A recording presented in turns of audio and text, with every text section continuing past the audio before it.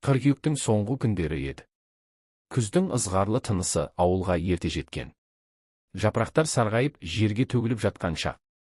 Ауыл іші тым-тырыс, көшеде анда-санда бір-екі адам ғана көрінеді. Қозғалыс баяу, уақыт тоқтап қалғандай. Дәл осындай бір салқын, тұманды таңда Жанар төркіннен ұзап күйеуге ұзатылды. Жанар үшін бұл жаңа өмірдің бастауы еді. 19 жасында үлкен қалаға келін болып түсті. Университетті енді ғана бітірген. Армандары көп, үміттері мол. Кішкентай кезінен ертегі тыңдап өскен қыздың көкейінде келін болу, бақыттың есігі деген түсінік қалыптасқан. Сол есікті ашып жатқандай сезінді өзін. Күйеуі Ерлан, жасы 27-де. Орта бойлы, сымбатты, алғашқыда сыпайы сөйлейтін, көзімен жылы қарайтын. Жанар алғаш көргенде жүрегі бір түрлі елжіреп, сол сәттен бастап сеніп кеткен.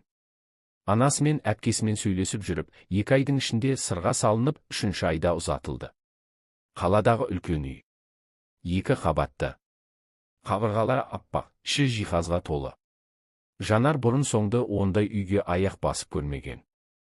Келін болып түскен күні бүкіл ағайын туыс жиналды. Енесі Айман елдің алдында салмақты, ұстамды көрінді. Бірақ көзқарасында бір суықтық бар еді. Жанар алғашқы күні ақ соны сезді.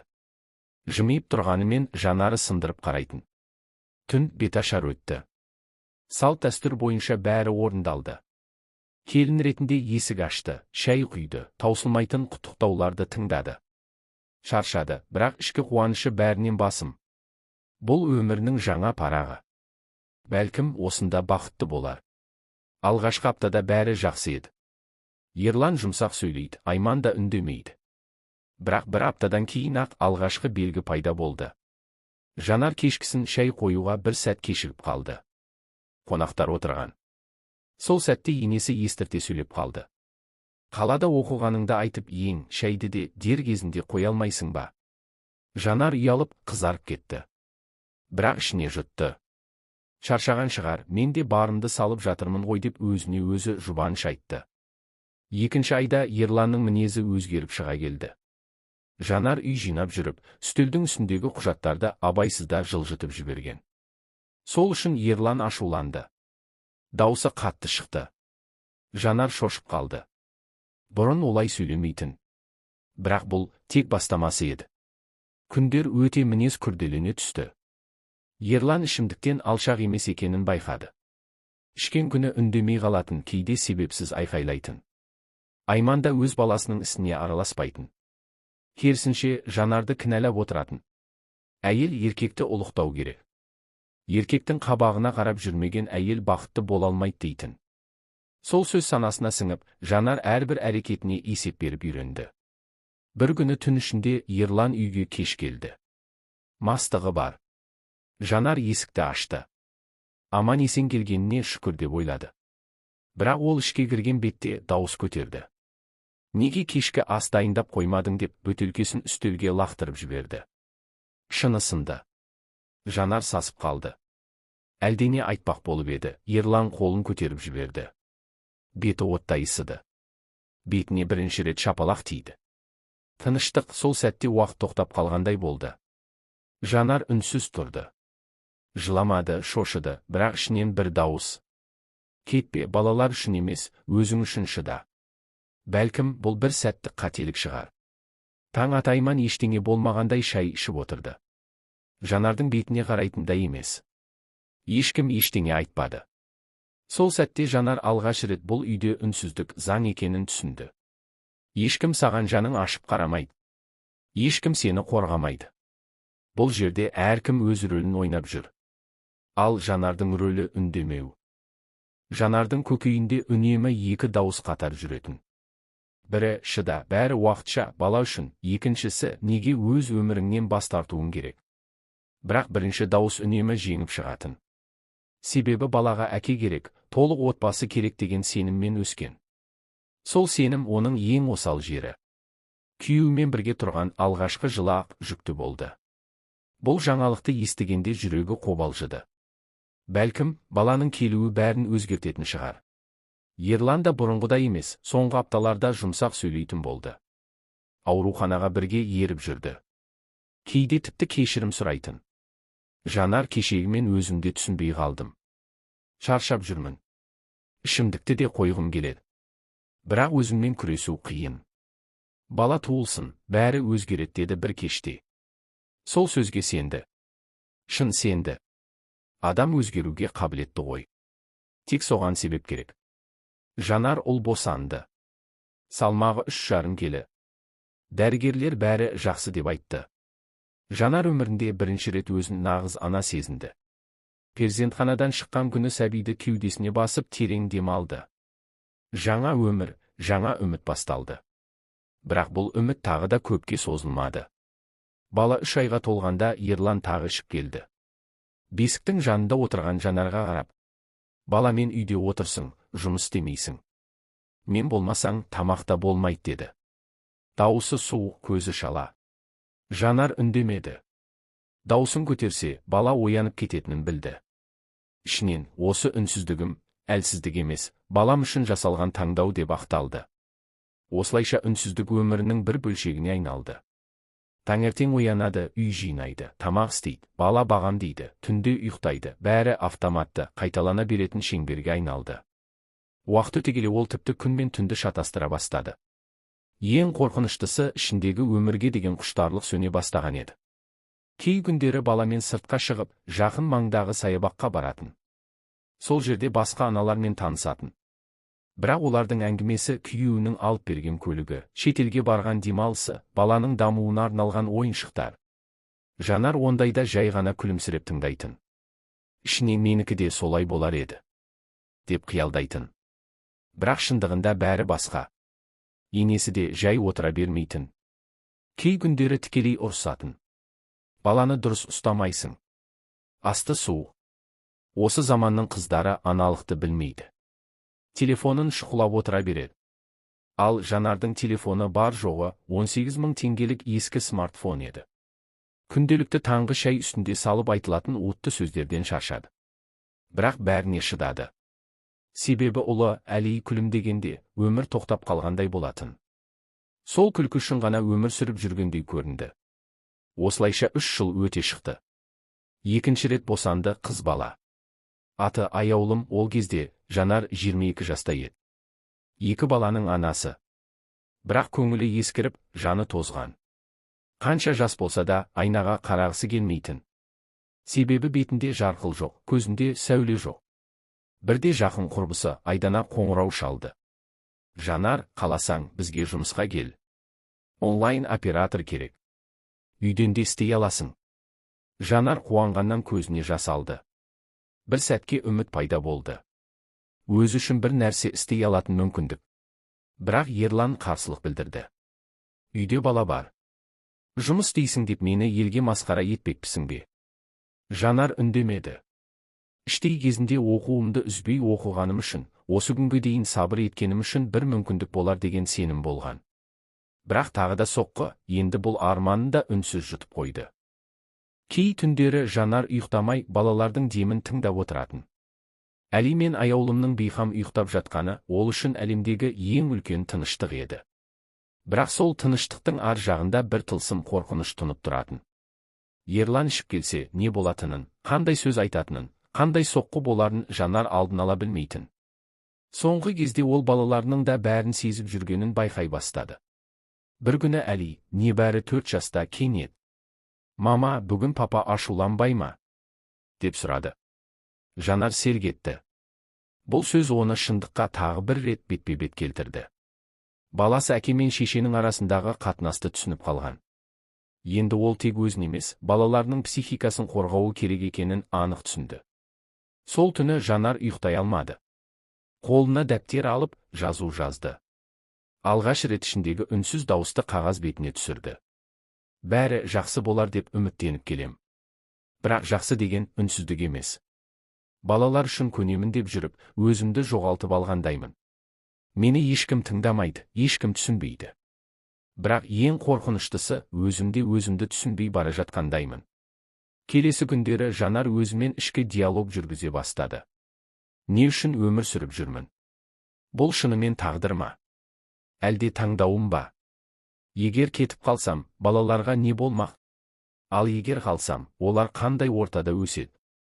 Осы сұрақтар миынан шықпай қойды. Осы сұрақтармен жүрген күндердің бірінде үлкен жанжал болды. Сол күні Ерлан жұмыстан кеш келді. Қатты ашулы. Жанар жаңа ғана аяулымды ұйықтатып жатқан. Ерлан ас үйге кіріп, үстел үстіндегі нанның орнына бірдеңе іздеп. Не істеп жүрсің сен? Үйде тек бала бағу мен тамақ істеу ғана қалды, соны да дұрыс істей алмайсың ба? Деп айқай салды. Жанар сабырмен. Бала ауырып жатыр. Тамақты 5 минуттан соң қоям деді. Бірақ Ерлан бұл сабырды қарсы келуде бұқты. Келесі сәтте үстелді тепті. Шыны тәрелкелер құлап түсті. Сәлден соң қолындағы шайнекті қабырғаға лақтырып жіберді. Сол кезде Әли оянып, бөлмеден шығып қалды. Папа, маманы ұрма, деді шырылдап. Сол сәт бәрі тоқтағандай болды. Жанар тік тұрып қалды. Ерлан үндемеді. Баланың даусында қорқыныш емес, ашу бар еді. Бұл баланың көз алдында жасалған зорлықтың алғашқы куәлігі болды. Осы бір сәт Жанар үшін ең ауыр әрі шешуші сәт еді. Енді ол шыдай алмайтынын анық білді. Түн балаларды құшақтап жатты. Ұйықтай алмай көзі жәудіреп төбеге қарап жатты. Сол сәтте ішінен бір дауыс: Жанар, сен бұлай өмір сүруге міндетті емессің. Балалар да бұны көріп өсуге міндетті емес деді. Сол түні ол ойша шешім қабылдады: кету керек. Бірақ қайда? Қалай? Және ең бастысы, кім қолдайды? Таңертең бәрі әдеттегідей басталғандай болды. Ерлан жұмысқа кетті, Айман үйдің бір шетінде шәй ішіп отыр. Бірақ Жанардың іші дауыл. Түнгі ойлар, баласының қорыққан көзі, қабырғада шашылған шайнек сынығы бәрі бірге тұншықтырып жіберердей болды. Ол тағы да әдеттегі күнін қайталай алмайтынын түсінді. Сол күні түсте балалар ұйықтап жатқанда телефонын қолына алды. Әлеуметтік желідегі бір парақша есіне түсті. Бұрын Айдана сілтеме жіберген. Онда тұрмыстық зорлық көрген әйелдерге арналған дағдарыс орталығы туралы жазылған еді. Жанар қорыққан қолымен іздеп тапты. Қауіпсіз қоңырау шалыңыз. Біз сіздің деректеріңізді құпия сақтаймыз. Сол сәтте саусағы дірілдеді. Қоңырау батырмасын басар баспасын білмей, терезеге ұзақ қарады.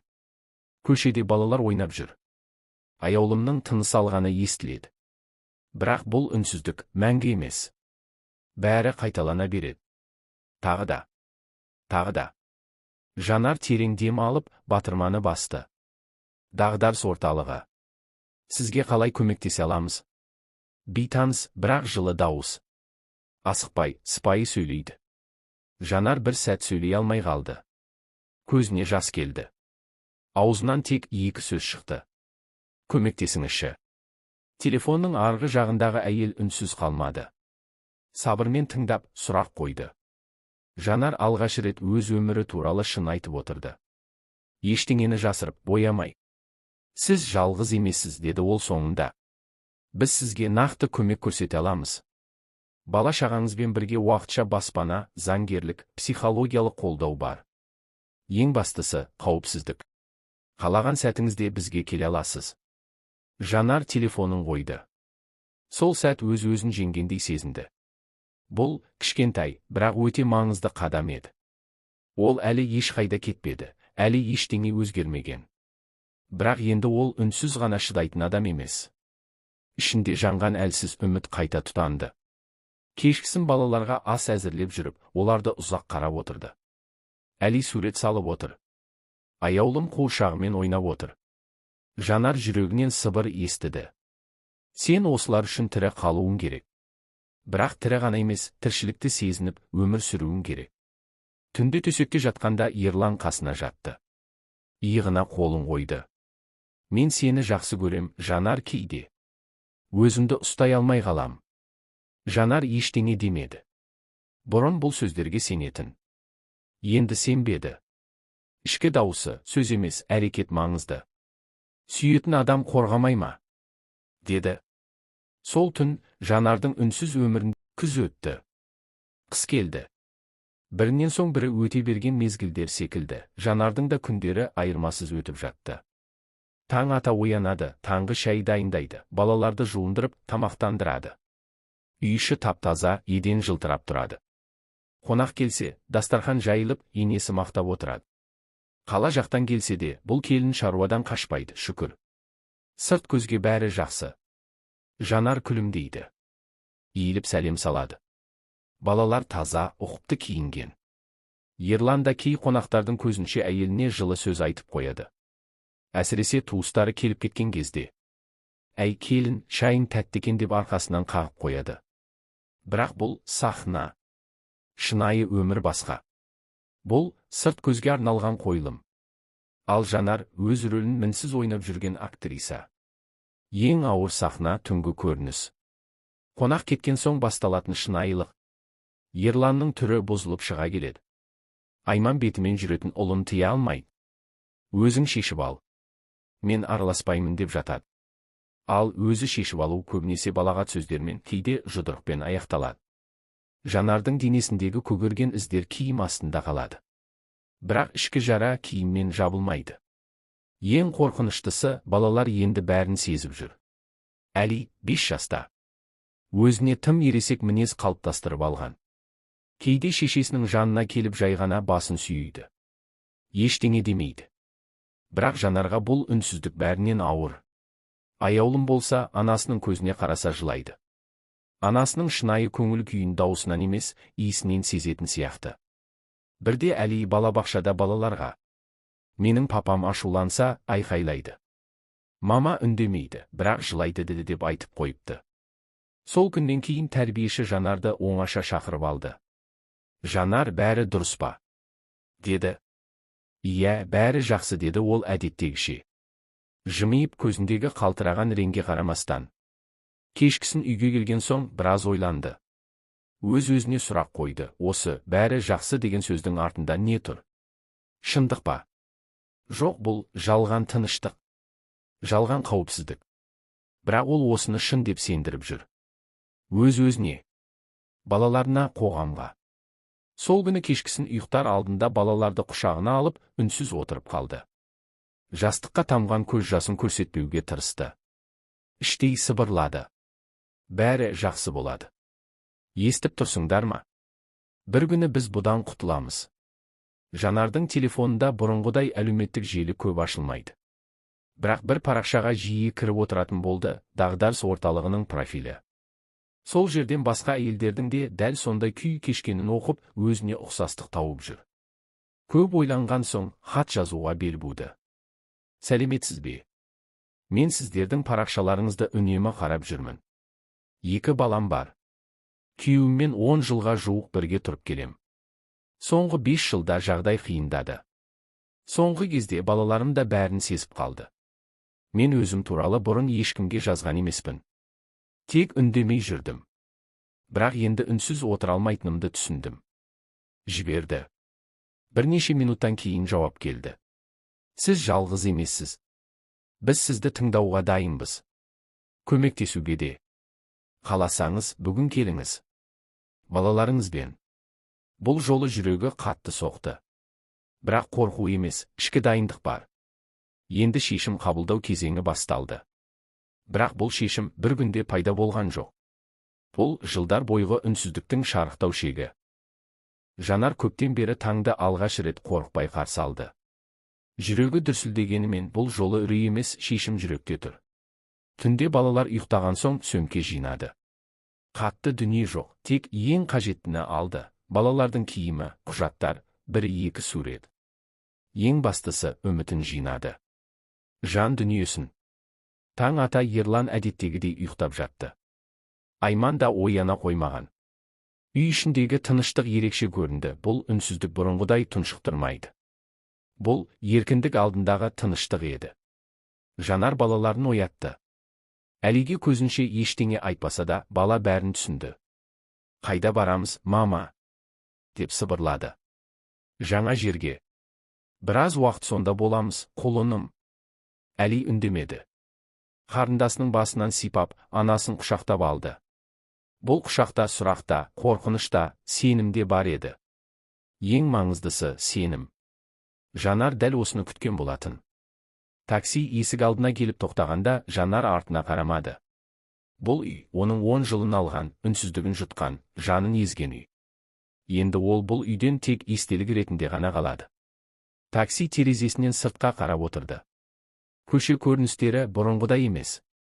Бұрын көрінбейтін бояулар пайда болғандай. Қала тірі. Жанар да тірі.